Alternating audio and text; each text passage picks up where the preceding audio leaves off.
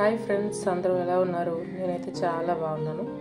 ఈరోజు మనం బయట వర్షం పడుతుంటే చల్లగా వర్షం వేడివేడిగా పకోడీ బజ్జీ అలా తినాలని ఎవరికైనా అనిపిస్తుంది కదా. అందుకే ఈరోజు మనం అరటికాయ బజ్జీ చేసుకుందాం. ఈ అరటికాయని ముందు క్లీన్ చేసుకొని కట్ చేసుకుందాం. ఇవి చాలా టేస్టీగా ఉంటాయి. చూడండి, ఇలా సన్నగా కాదు, అలాగే మరీ లావుగా కాదు, ఇలా కట్ చేసుకోవాలి. స్లైసెస్ లాగా ఇలా కట్ చేసుకున్నాం కదా.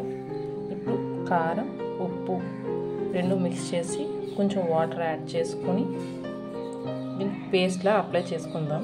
మొత్తం ఇలా పేస్ట్లా అప్లై చేసుకుందాం.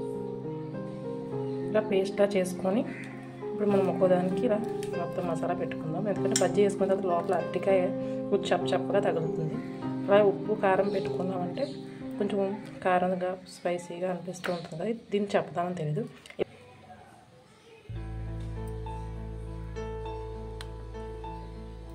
డిప్ చేద్దాం. దీనిలో మొత్తం యాడ్ చేస్తే వచ్చేస్తుంది.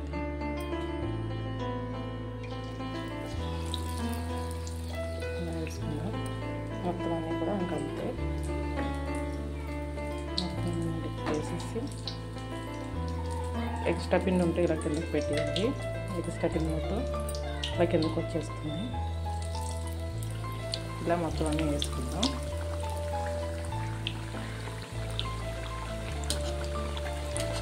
ఇలా వేసుకున్నాం కదా, ఈ గోల్డెన్ బ్రౌన్ కలర్ వచ్చేలా ఫ్రై చేసుకుందాం.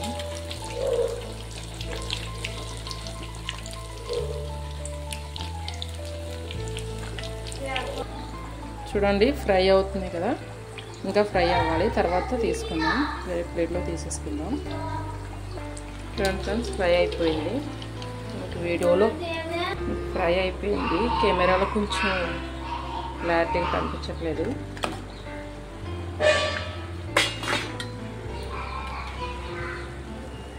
ఇంకా మిగతాయి ఉన్నాయి కదా, అవి కూడా అలాగే యాడ్ చేసుకుందాం. మొత్తం అన్నీ